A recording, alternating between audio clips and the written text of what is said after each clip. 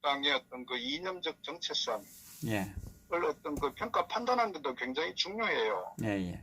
또 뭐 더 크게 확대하면 현재 대한민국의 어떤 그 이념 지형 자체가 과연 그 보수 우파의 목소리를 내는 그 정치인 또는 정당이 있는지, 여기에 중심에 저는 5.18이라는 사건에 대해서 저는 매우 중요하다고 봐요. 그걸 바라보는 어떤 시각, 어떤 관점 자체가.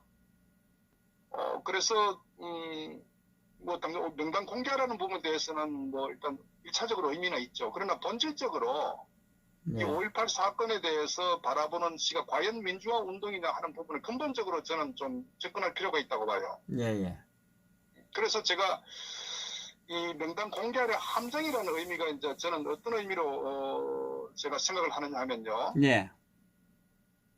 이게 대전제가 과연 5.18 이 사태가 민주화 운동이 맞다고 우리가 규정을 할 거냐 예.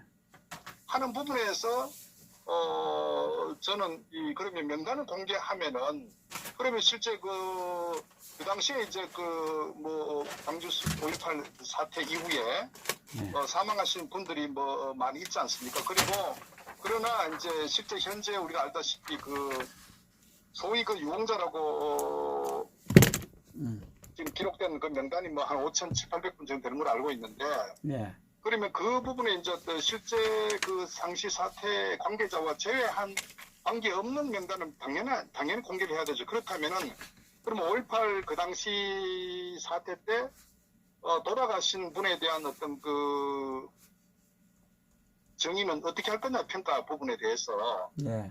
저는 그런 부분 매우 중요하거든요. 이게 왜냐하면요. 사실 아시다시피 뭐 많은 분들 다 아시겠지만 그 당시에 이제 그 80년대에 이제 그 5.18 사건 같은 경우도 그 배경이 있지 않습니까? 예, 예. 그 박 대통령이 이제 그 김정일 시해 사건이 79년도에 일어났잖아요. 예.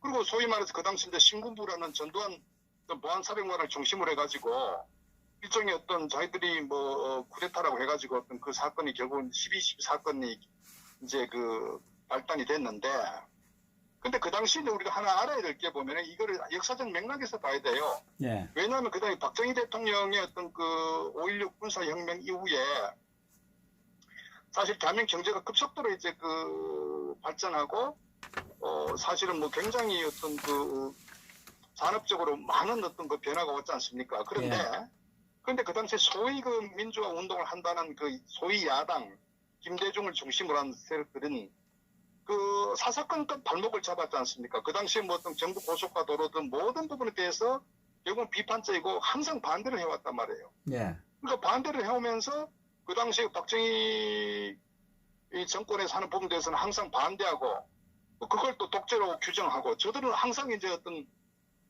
때로는 뭐 어떻게 정부의 정책이 오르면은 그거를 이제 뭐 같이 동참을 하고 또 뭐 어떤 상황에 따라서 비판할 수도 있지만은 사사건건 반대를 해왔거든요. 예. 그렇죠. 강렬하게. 예. 다 알죠, 그래서 국민들이. 예, 그거는. 예. 그래서 그런 상황이 돼가지고 결국 79년도 박 대통령 시해 사건이 발생되면서 이들은 뭐냐면 이제 기회가 왔다. 소위 김영삼이나 김대중 씨나 결국 자신들이 이제 권력을 잡을 기회가 왔다. 이런 하나의 큰 이제 어떤 기대에 부풀어 있지 않습니까? 예. 그 상황에 소위 이제 그 전두환 보안사령관이 어떤 권력을 이제 쥐게 된 과정에 놓였지 않습니까? 예. 그런데 결국 이제 그래가지고 어쨌거나 이제 뭐 5.18 사건이 발생됐는데, 사실은 그 당시에 이제 사건이 발생됐는데 그 당시에 이제 그 대법에서 공식적으로는 81년도 1월달 대법원에서는 결국은 김대중 내란 음모 사건으로 규정을 해가지고 김대중이 사형을 선고받지 않습니까? 예, 예. 그리고 결국은 그거는 뭐냐면은 어떤 정치적 목적, 소위 거기에 북한과 연계된 북한의 사주를 받아서 김대중 이하 관련자들이 결국은 그 일으킨 내란 폭동 사건으로 규정을 했단 말이에요. 예. 그래가지고 결국 이것은 민주화 운동이 아니라 일종의 김대중 내란 음모 사건의 핵심이라고요. 81년도에 대법에서 최종 선고한 게. 예, 예. 자, 그렇게 오다가 결국 이제 95년도에 김영삼 씨가 이제 대통령으로 이제 당선되면서 95년도에 그때 이제 정치적 상황이 이제 그 신한국당, 그 다음에 그 김대중 씨가 있는 국민회의, 그리고 김종필 씨가 있는 자민련, 이런 그 3당 체제 부분에 있어서 그 당시 정치적으로 막 그 대선 자금 수사라는 등등 여러 가지 정치적인 이슈가 많았었어요. 그러면서 그때 이제 그 신한국당 소위 김영삼 씨가 이 집권단에 거기서 이제 5.18 특별법을 가지고 이제 한창 막 그 정치적으로 이슈가 되면서 어쨌거나 거기서 이제 그 결정 5.18 특별법 제정이라는 측면으로 이렇게 진행된 거예요. 그러면서 소위 그걸 뒤집었다고요. 그 81년도에 또 대법에서 선고한 것을. 그 당시에 이제 그 어떻게 보면은 그 유승민이 그 붙인 유승호 씨라고 있어요. 예. 유성호 그 씨. 양반이 그 자민련에 이제 막 그 법률 간사가 뭐 그랬는데 그 양반이 뭐라고 했냐면은 이게 이제 그 이 5.18 특별법 제정은 그 명백한 그 위헌이라고 했다고요. 왜냐면은 이 대법에서 결정난 사항을 특별법 제정을 통해서 소급 입법한다. 이것은 명백한 위헌이라고 주장을 했다고요. 그래서 그렇게 사실은 논란이 많았는데 그것을 그러나 5.18 특별법 제정은 정치적으로 이루어졌단 말입니다. 네. 정치적으로. 그러니까 이것은 어떤 그 과연 이 5.18이라는 사건에 대해서 이게 민주화 운동이냐 하는 거는 굉장히 논란이 많은 거예요. 그러니까 왜 말씀드렸다시피 김대중 내라는 뭐 사건이었고 정치적인 어떤 목적 또 북한과 연계된 이런 측면에서 어떤 그 당시 이제 어쨌건 대법에서 결정 선고한 사건이기 때문에 그대로 그걸 봐야 되는데 문제는 좀 나중에 정치적 어떤 환경 변화가 오면서 정치적으로 5.18 특별 95년 특별법 제정되면서 결국은 이거를 이제 완전히 뒤집었죠. 그리고 이제 그 김대중 씨가 이제 집권하고 그 다음에 2004년도에 노무현 씨가 대통령 되면서 2004년도에 이제 재심을 통해서 무죄를 이제 그 선고를 했단 말이에요. 사실 이게 무슨 얘기냐? 결국은 이 실제 사건에 대한 팩트를 정치적으로 어떤 권력을 쥔 세력들이 입맛대로 재단을 해가지고 이걸 민주화 운동으로 완전히 자리매김해버렸단 말이에요. 근데 그 당시에 사실 안타까운 것은 민주화 운동이라고 하면 모든 게 그냥 다 넘어가는 국민들의 지지와 박수를 받는 이런 형태의 사회적 환경이었단 말이에요. 그러니까 김영삼이든 김대중이 간에 좀 더 민주화 어떤 그 운동을 했다는 식으로 모든 게 어떤 합리화돼 버리는 이 상황이 지금까지 30년이 흘러온 거예요.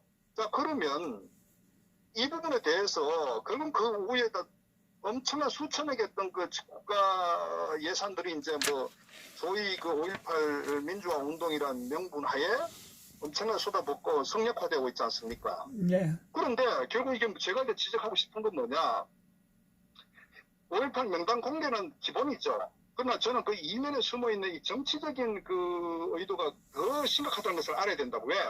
결국은 호남을 기반으로 하는 이 정치 세력들은 이 5.18 사건을 성역화, 민주화 운동으로 완전히 자리매김해가지고 정치적으로 완전 우리 사회 주리로 완전히 그 뿌리 내리기 위해서 정치적 의도가 매우 저는 그 높다고 보는 거예요. 그래서 근본적으로 5.18 사건에 대해서 민주화 운동이냐 하는 부분에 대해서 저는 절대적 규정이 필요하다. 물론 그 당시에 사망하신 분들도 지금 어떻게 됐냐면요. 이들이 이제 민주화 운동을 성역화시키기 위해서 심지어 그 당시 어떤 그 80년도 5월 17일 날 전국으로 계엄을 확대합니다. 예. 계엄을. 왜냐면 그 당시에 이제 소요 사태가 막 전국적으로 학생부터 일어나니까. 그래서 계엄을 확대하면서 5월 18일 날 이제 뭐 광주 같은 이런 사태가 되면서 아시다시피 그 수없이 많은 어떤 그 폭력 사건이 일어났지 않습니까? 그럼 민주화 운동이라는 것도 우리가 정확히 우리가 한번 평가를 해야 하는 게 폭력, 그러니까 어떤 경우든 아무리 목적이 정당하더라도 수단이 적합하지 않으면은 저는 그거는 그 민주화 운동으로 평가받기 어렵다고 저는 보는 거예요. 결국 왜냐하면 그 당시 아시다시피 많은 뭐 자료 전문가들이 지적했지만은 그 광주 전남 쪽에 그 뭐 44개 무기고가 거의 뭐 4시간 만에 다 털렸다거나 또는 어떤 아시아 자동차가 습격을 받고 교도소가 습격을 받고 이것은요. 그래갖고 결국 소위 시민군들이라는 사람들이 무장을 해가지고 발포를 하고 그러니까 그 이제 명분은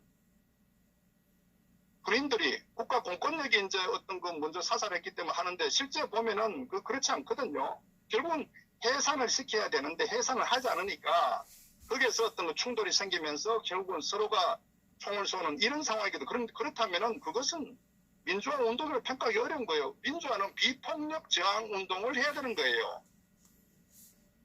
만약에 가정에서 현재 지금 퇴교 운동이 이루어지는데 불법 탄핵이 부당하다 해가지고 청와대를 우리가 들어간다. 만약 청와대를 이렇게 진입한다고 했을 때 거기에 경찰들이 전부 다 바리케이드를 치고 있지 않습니까? 그런데 그 부분에서 물리력으로 만약에 돌을 던지고 화염병을 던지고 해가지고 만약에 계속 한다고 하면은 경찰에서 어떻게 대처하겠습니까? 나름대로 또 여러 가지 공권력을 동원하겠죠. 그 과정에 결국 충돌이 일어난다고 했을 때 만약에 그 태극기 국민들이 옆에 있는 파출소의 경찰서를 습격해가지고 총을 탈취해가지고 만약에 같이 한다면 그게 과연 이게 민주화 추후에 많은 분들이 만약에 어떤 그 희생을 당했다고 했을 때 과연 민주화 운동으로 정당성 확보할 수 있겠느냐. 저는 전 세계 어느 국가도 그건 내전이거든요. 민주화 운동이라고 저는 규정한다는 것은 저는 매우 적합하지 않다 이렇게 보는 거예요. 문제는 상황이 그럼에도 불구하고 소위 보수파 정당이든 정치 세력 어느 누구도 거기에 대해서 바른 소리를 못하는 지금 대한민국의 현 상황이 되어버렸단 말이에요. 이것이 굉장히 심각하다는 겁니다. 입에 재갈 다 물렸죠. 그러니까 그렇기 때문에 이것은 사실 보면은 정치인들이라면은 바른 소리 해야 되는데 바로 그것이 지난번에 국회에서 있었던 누굽니까 그 당시에 이종명 의원하고 또 신순례 의원하고 이제 그 당시 5.18 사건 관련해서 했던 세미나 할 때에 근데 그 대상당 제명을 시켰잖아요. 예. 근데 그게 있을 수가 없거든요. 왜? 더더구나 그 우파 정당이라고 표방한다면 그 부분에 대해서 철저하게 보호를 해주고 어떤 그 부분에 대해서 그 당당한 입장을 가져야 되는데 그러니까 좌파들이 공격을 하고 좌파 언론들이 융단 폭격을 하니까 고개를 숙이면서 자당 의원들을 제명을 시켜버리잖아요. 출당을 시켜버리고. 그러니까 야당이 아니죠. 여당이죠. 그러니까 그것이 더 심각하다고 저는 보는 거예요. 그러니까 이제 그 재갈을 물린 그러니까 이제 저는 왜 이 좌파 세력들은 이 성역화하고자 하느냐. 결국은 저는 호남 세력들은 대한민국의 정치 주류 세력화하기 위해서 5.18을 완전 성역화시킴으로써 민주화의 어떤 독점하는 이런 사회적 구조를 가져감으로써 이제는 입에다 자갈을 완전히 채워버리자 한 거거든요. 거기는 장단 정치적 의도가 있다는 거죠. 더더구나 우리가 5.18 희생자에 대한 어떤 특별 어떤 보상 플러스 어떤 여러 가지 혜택 부분에 대해서 사실 사회적으로도 여러 가지 세금이든 많은 지금 논란이 있지 않습니까? 물론 명단 공개는 저는 굉장히 지역적인 측면 중에 하나라고 봐요. 전체적인 여러 가지 배경이나 이런 여러 가지 어떤 측면 봤을 때. 그러니까 저는 기본적으로 5.18에 대해서 제대로 된 우파 정당이고 제대로 된 우파 가치를 가진 정치인이라면은 정면으로 저는 부딪혀가지고 이 5.18 사건에 대해서 과연 민주화 운동인지에 대해서 저는 어떤 평가, 학술적인 여러 가지 부분들이 저는 굉장히 자유롭게 논의돼야 된다. 소위 말해서 그 당시에 운동한 게 광주만 했으니까 서울, 부산, 마산, 대구 전국적으로 그 당시에 소실 어떤 데모를 했던, 저 자신도 그 당시에 데모를 했단 말이에요. 안 한 사람 어디 있습니까? 다만 광주는 거기에서 폭력적 행사를 하고 희생자가 났다. 이거거든 단지 차이가. 근데 거기에 문제는 김대중이라는 이 정치인이 결국 자기 정치적 목적을 위해서 시민들을 이용하고 거기에 자기 휘하였던 세력들을 전부 현재 확인해가지고 사건을 소요를 더 키운 그러니까 국가의 입장, 공권력 입장에서 당연히 막아야죠. 그 상식 아닙니까? 그러니까 충돌된 사건인데 과연 그 부분에 대해서 수없이 많은 폭력, 무장 폭력이 이루어졌는데 이걸 과연 우리가 이 민주화 운동이라고 명명할 수 있겠나? 희생은 희생대로 평가를 해야 될 부분이지만은 근본적으로 그 사건에 대해서는 우파 정치인이라면 우파 정당이라면 당당하게 맞서야 된다. 이것을 극복하지 못하면은 저는 대한민국 우파 정당은 절대적으로 저는 앞으로 자기 목소리 낼 수가 없다. 그것이 현재 안타깝게도 지금 이정명 의원 같은 경우는 그 제명 말도 안 되는 거거든요. 말도 안 돼요. 근데 말도 안 중요한 건 되죠. 자한당에서 현재 그런 목소리도 못 내는 이런 상황이 있다는 것이 굉장히 저는 그 심각하다. 이걸 보는 거예요. 그래서 만약 현재 정치인의 5.18은 민주화 운동, 과연 민주화 운동이냐고 또 이의 제기를 했을 때 아마 융단 폭격을 당할 거예요. 거의 망을 해볼 거의 뭐 그 5.18 그 단체부터 하고 아마 가만두지 않을 거예요. 그러니까 이것이 문제 아닙니까? 그리고 이번에 사실은 여야 합의해가지고 이 5.18 어떤 사건의 5.18 사태 이 상황에 대해서 다시 뭐 재조명하자는 거는 완전 더욱더 성립해갖고 이제는 5.18에 대한 부정적 얘기를 하게 되면은 뭐 형사 고소 내지는 완전히 어떤 그 말도 못하게 하고자 하는 게 이번 특별법에 다시 또 어떤 저는 그 숨은 의도 아닙니까? 네. 그래서 그게 이제 북한의 개입 여부에 대해서 끼워넣으려고 하는데 지금 자한당의 소위 나경원 대표 같은 경우는 아예 그냥 배제시켜버리잖아요. 그러니까 결국 저는 기본적으로 이 우파 보수 우파 정당이라고 했을 때 어려운 문제, 사회적 민감한 문제에 대해서 정면으로 치고 나가고 부딪혀가지고 이걸 바로 잡을 수 있어야 되거든. 어차피 대한민국 현재 이념 상황입니다. 좌와 우 극단적으로 이 둘 중 하나는 정말 어떤 그 엄청난 피해를 볼 정도로 지금 강한 투쟁을 해야 될 시기거든요. 그런데 소위 보수 우파의 가치를 완전히 스스로가 접어버리고 좌파의 그 눈치 보는 이게 지금 굉장히 저는 심각하다 이렇게 보는 거예요. 맞습니다. 그래서 이런 정치적 의도 배경을 우리가 명확히 알고 5.18에 대해서 부정적으로 얘기할 수 있는 정치인 일반인들이 많이 나와야 되는 겁니다. 이게 만약에 저들의 의도대로 5.18에 대해서 좀 비판적 얘기를 전혀 할 수 없는 상황이 된다면요. 그것은 대한민국은 전라도의 노예가 되어버리는 정치적으로는 정말 돌이킬 수 없는 상황으로 저는 빠져든다. 이것이 저는 굉장히 숨겨진 위험한 상황이다. 저는 그걸 좀 지적하고 싶은 거예요. 그래서 5.18 명단 공개하는 것에 대해서는 당연하죠. 1차적으로. 그러나 명단만 공개하면은 나머지는 민주화 운동으로 완전히 기정사실화 시킬 수 있다는 발언을 하면 안 돼요. 그것은 왜? 나중엔 김정은이가 북한의 어떤 급변 사태로 인해서 아마 그 남북 통일관이 이루어지는 과정에 여러 가지 아마 그 비사들이 많이 나올 거예요. 예. 그랬을 때 현재 5.18 사건에 대한 것도 북한국 개입에 대해서도 아마 저는 그 당시엔 지금은 여러 가지 어려움이 있지만 네. 추후에는 우리가 알지 못했던 많은 사항들이 아마 노출될 겁니다.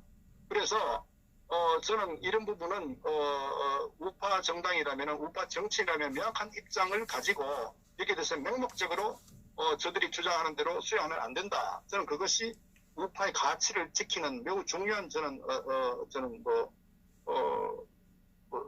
나름대로 어떤 정신이라는 걸 이렇게 봅니다. 정말 중요한 지적을 해주시고 중요한 말씀을 해주셨습니다. 그렇죠. 이게 진실이 시간이 지나면 밝혀지지 않으면 그때 또 뒤집고 그죠? 할 수는 없는 거거든 사실상. 그러니까 법이란 그 말씀드리니까 대법에서 어떤 그 결정이 나면은 우리가 이제 소급이란 법률 소급 입법 한다는 것은 이거 헌법 위반이거든요. 그러면 법이 존재할 필요가 없죠. 완전히 그러니까 정권을 잡으면 또 뒤집고 또 정권을 잡으면 뒤집고 그러니까 이거는 법이 아니죠. 정치는 흘러가는 건데 그죠? 법 위에 정치가 있어서는 안 되는데 말이지. 그러니까 이제 법치국가 민주주의는 법치를 근간하는 국가 아닙니까? 예. 그러니까 법을 흔들어 버린다는 것은 민주주의 국가가 아니죠. 그러니까 오늘날 현재 이 문재인 좌파 정권 이 집권 후에 사실은 대한민국의 어떤 사법 체계가 무너졌지 않습니까? 그래서 대한민국 법치국가가 아니고 우리 우파 국민 입장에 봤을 때는 어쨌거나 2017년 3월 10일부로 대한민국 법치는 사망했다. 우리는 그렇게 규정하지 않습니까? 그러나 그 이후에도 실질적으로 많은 우파 애국 공직자들이 결국 이 적폐란 미명하에 대부분 다 어떤 또 죄명 자체가 국정농단 정말 어떤 형사범으로 구속할 수 없는 직권남용이라는 공무원을 직권남용이라는 죄명으로 전부 구속시켜버렸단 말이에요. 그것은 바로 법치가 무너졌다는 얘기하는 거예요. 직권남용이라는 것 자체가 공무원이 열심히 일하는 것을 직권남용이다. 안 하면 직무유기. 결국은 뭐 그건 그냥 코에 걸면 코걸이, 귀에 걸면 귀걸이가 되는 거예요. 법은 그래서 안 된단 말이에요. 그래서 현재 문재인 좌파 정권이 들어서면서 대한민국 사법 체계는 완전히 파괴됐다. 이것을 우리 국민들이 알아야 된다고요. 그래서 사실 어떤 그런 측면에 봤을 때 현재 정치인들은 이 법 알기를 정말 보면은 그건 뭐 전혀 그렇게 인식하고 있지 않으니까 그렇다면 국민들이 자유와 인권을 보장받을 수 없는 그런 사회가 되는 거예요. 지금 대한민국 그렇게 돼 있다는 거라고. 그러니까 지금 다른 소리 하면 잡아가 버린다고요. 그러니까 자신들의 어떤 이게 지금 대한민국이니까 그래서 정치인들이 이때 싸워야 되는 거예요. 저들이 과연 그 당시에 군사 독재라고 하면서 화염병 던지고 싸울 때 사실은요 지금이 더 위험한 상황입니다. 지금은 종북 좌파들이 대한민국을 사회주의화 시키기 위한 거대한 음모와 시나리오에서 움직이고 있는데 거기에 자기들 권력을 이용해서 그 사법부나 모든 검찰을 이용해가지고 완전히 자기 입맛대로 전부 다 구속 기소시키지 않습니까? 이제는 뭐 국회에서도 이런 식으로 어떤 법률을 만들어가지고 숨도 못 쉬게 만들어버리고 이 상황에서 정치인이라면은 어떻게 해야 됩니까? 정말 투쟁을 해야죠. 저들이 뭐 386 세대 등장하면 지금 이 시기가 바로 제대로 된 보수 우파의 정치인이라면은 정말 지금 아스팔트에 나와서 과거 자신들이 젊을 때 투쟁했던 것 이상으로 지금 투쟁해야 된다고요. 그것이 저는 보수 우파 정당의 어떤 그 가치 정체성이고 또한 정치인들이 해야 될 가장 중요한 저는 우선순위다 이렇게 보는 거예요. 그래서 지금은 이념 전쟁의 시기입니다. 이념 전쟁. 소위 어떻게 보면은 우리가 이제 뭐 해방 후에 이 48년도 이 좌우의 그러니까 김일성이가 북한을 공산주의와 소련의 어떤 그 세력을 등에업고 공산주의 체제를 설립하고 남한은 이승만 박사가 자유민주주의 국가를 설립한 그 당시엔 남한의 이 북한의 어떤 노동당 이 간첩 세력들이 많이 있어 그때 얼마나 그 충돌이 있었지 않습니까? 예. 그것도 어떤 정말 뭐 살상도 많이 있었다고요. 그 이상의 버금가는 현재 위기 상황이 된 거예요. 그래서 지금은 이념적으로 전쟁 상태이기 때문에 여기에 대해서 국민들이나 우파 정치인들이라면은 정말 어떤 다음에 건국수리 이후에 가장 심각하다는 상황을 인식하고 투쟁의 어떤 그런 그 입장에 서야 된다. 저는 그런 부분 중에 하나 밝혀진 하나가 이런 5.18 사건에 대해서도 명확한 자신과 용기 있는 정치인이 필요하고 또 사실 웃기는 게 지난번 얼마 전에 그 차명진 의원 같은 것도 아마 그 세월호 사건 관련해서 아마 페이스북에 그 정치적 이용한다 해갖고 또 자한당에서 징계를 했지 않습니까? 예.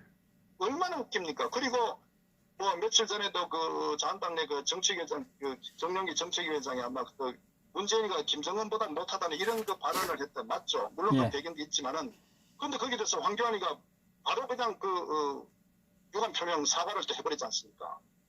이런이 어떻게 그 우파 정당이라고 하면 어떻게 좌파들과 싸울 수 있겠습니까? 그래서 이게 사실 심각하다는 거예요. 저 좌파 언론은 완전히 벌떼처럼 달려들어가고 융단 폭격을 간다고. 그리고 이 좌파 정당은 이 대변인 성명을 논평을 통해 가지고 거의 뭐 압력을 가하죠. 이럴 때 제대로 된 우파의 리더, 우파 정당이랑 받아쳐가지고 거기에서 강하게 밀고 나가야 된다고. 그러면서 우파 세력을 결집시키고 지지를 받아가지고 대한민국의 우파 이념과 가치 정체성을 명확하게 확립해 나가는 이러한 정치 화풍토가 돼야 되는데 아시다시피 지금 우파 정당은 죽었다고요. 그리고 우파 정치 지도자가 지금 죽었다고요. 그래서 제가 사실 저 글로 한 것도 지금은 배우들만 해도 아마추어 배우밖에 없다는 거예요. 제대로 된 정치 지도자가 없고 정치인이 없다는 거예요. 바른 소리 하는 사람은 왜? 잡혀갈까 싶어가지고. 그걸 겁을 내면요. 정치하면 안 돼요. 안타깝게도 이게 뭐 확대하면 탄핵 때도 마찬가지지만 결국은 비겁자, 기회주의자 이런 그 무능한 침묵을 지키는 이런 세력들 때문에 오늘날 이 대한민국이 이렇게 무너진 겁니다. 어떤 의미에서 보면 좌파들이 보다도 더 심각한 게 소위 우파라고 표방하는 정치 세력들이 더 심각한 문제예요. 문제는 우리 내부에 있다면 내부에. 그래서 사실 제가 하나로 미래로 가는 이 반문 외치는 이 황교안 씨 얘기하는 것도 결국 무슨 얘기냐. 저거 자체가 결국은 이제 허구고 모순이란 말이에요. 결국 내부에 오늘날 문재인이 이렇게 개판을 치고 나라가 완전 파국으로 된 이유가 있지 않습니까? 그것은 탄핵으로부터 비롯됐거든요. 그럼 탄핵으로 비롯돼가 나라가 이렇게 망국으로 가고 있다면은 그러면 그 탄핵에 대해서 그건 결과적으로도 원인도 잘못됐고 과정도 잘못됐고 현재 결과도 잘못된 거예요. 그러면 이 부분에 대해서 명확하게 우파 내부에서 밝혀가지고 이걸 처리를 해야 조치를 취해야 된다고요. 명확하게. 그 다음에 그 기반 하에서 세력을 통합해서 강력한 투쟁하는 어떤 결사체를 만들어갖고 이 좌파들을 공격해야 된다. 그러니까 그게 저는 전략적 프레임이고 좌파를 무너뜨릴 수 있는 프레임이라고요. 지금 보십시오. 좌파들 황교안이가 튀어나오면 뭐라고 합니까? 당신 탄핵 정부의 2인자 아니야. 그러면 지금 자숙해야지 무슨 헛소리 하고 있느냐. 이렇게 지금 치고 나오잖아요. 이게 내년 총선 때도 마찬가지고 대선 때도 마찬가지입니다. 그런데 황교안은 이 김무성 소위 탄핵 주동 세력들과 한몸이 된 건지 아니면 거기 뭐 사주를 받았는지 아니면 정치에 힘이 없어서는 모르겠지만은 거기에 대해서 자기 어떤 정치적 소신을 피력하지 못하고 물론 뭐 황교안 탄핵의 주범이던 얘기도 있었지만 어쨌거나 바로 그것이 현재 이 자유한국당의 내부의 어떤 그 어떤 이념적 스펙트럼 소위 어떤 그 자신들의 어떤 가치 정체성 자체가 굉장히 애매모호한 이 상태에 있기 때문에 이 세력들은 절대 좌파들하고 싸울 수가 없습니다. 그래서 저는 이 모든 부분을 정치공학적으로 접근하는 이 황교안 이 대표는 매우 심각하다. 특히 정말 황교안 씨가 이 총선에서 승리하고 대선 승리하려면요. 첫 번째로 뭐냐면 탄핵에 대해서 명확하게 짚고 넘어가야 된다. 그리고 자기가 부딪히면서 탄핵 주동 세력들을 정치적으로 철퇴를 가하는 이런 투쟁을 해야 된다고 모험을 해야 돼요. 그리고 거기에 대해서 어떤 응원과 지지를 받아서 새로운 정치 결사체를 만드는 저는 이것이 황교안 씨가 앞으로 정치에서 그나마 생존할 수 있는 유일한 저는 그 하나의 방법이다 하는 것을 제가 말씀드리는 겁니다. 네. 그렇게 안 할 것 같아요. 우리 김동수 박사님 말씀. 제가 지적하는 게 왜냐면은 왜 제가 자꾸 비판하고 지적하냐면은 길이 아니면 가지를 말라고 했습니다. 대한민국 법치 민주주의 국가란 말이에요. 그러면 잘못에 대한 거는 지적을 해야 돼요. 우리가 만약에 황교안 씨도 많은 정치인들 아마 이 자식들이 잘못하고 나면은 학교에서도 마찬가지고 지적을 하지 않습니까? 지적을 해야 잘못을 해야 그 다음부터 그 두 분 다 되풀이하지 않고 이렇게 뭔가 더 발전적인 상황을 가는데 지금 현재로 어쨌거나 분명히 잘못됐잖아요. 근데 그것을 숨기고 면피하고 또 자신들의 정치적 목적을 위해서 거기에 대한 캐치프레이즈가 하나로 미래로 가는 그리고 반문제한 거라고. 이것이 바로 정치공학이라는 겁니다. 이렇게 해서는 절대적으로 우파 국민들이 다시 통합할 수가 없는 거예요.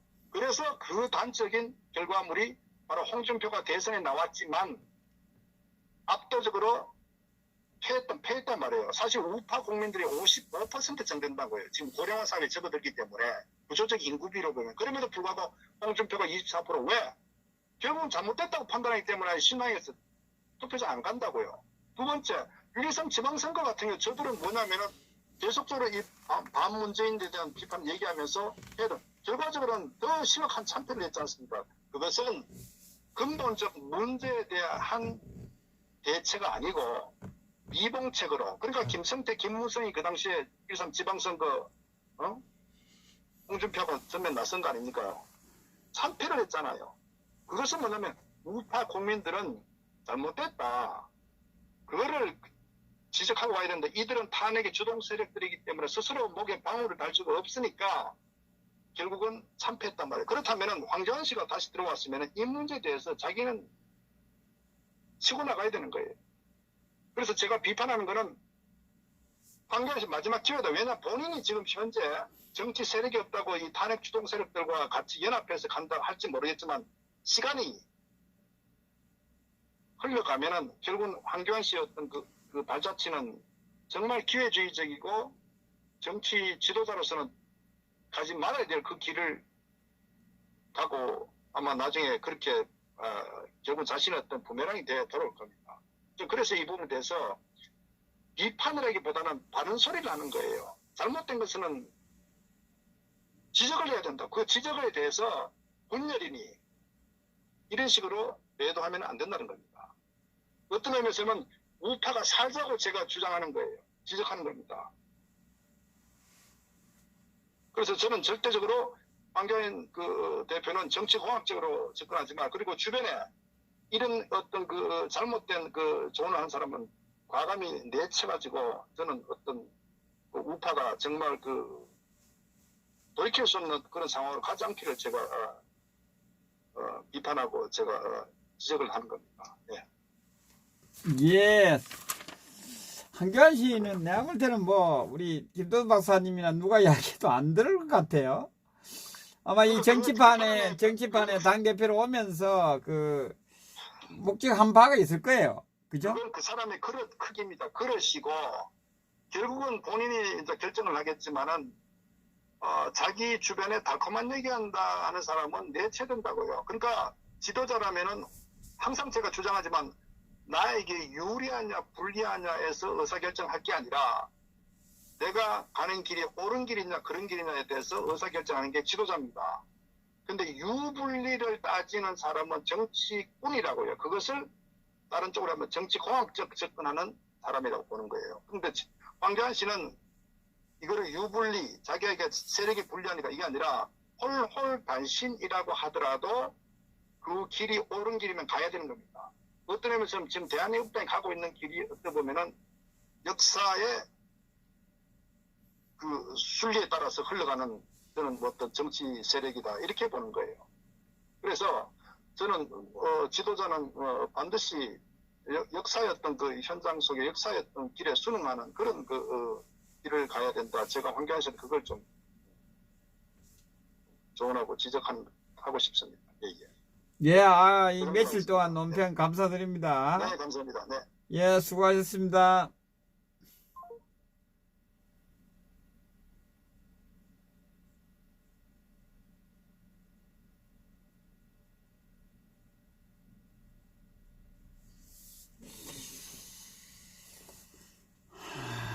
참.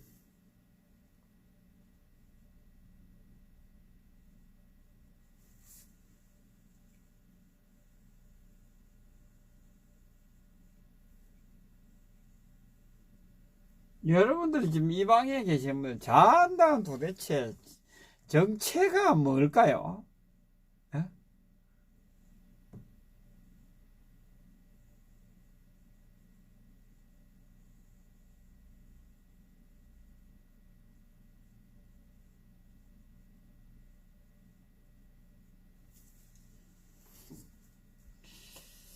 뭐, 자한당의 한교안 대표는 바뀌지 않는다, 이렇게 보고.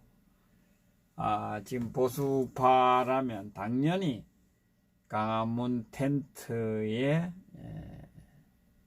있는 분향소에 분향을 해야 되는데 거기는 오지 않고 광주에 가서 님을 위한 행진곡을 부르는 물세를 받아가면서도 거기 가서 왜 갔을까요? 정말.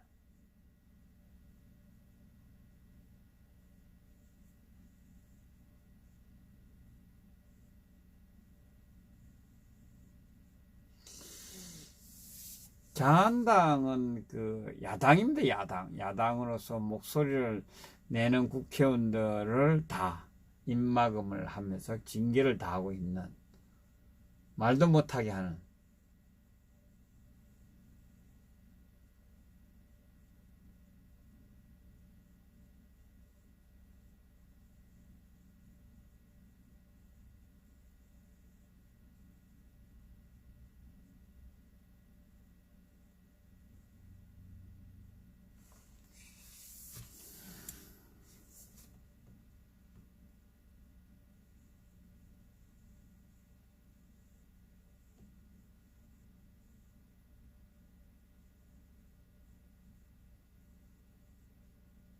별소리가 다 나옵니다. 뭐 문장도움이 이중대다, 더불어민주당의 이중대다, 그 말들이 설득력이 있는 것 같아요.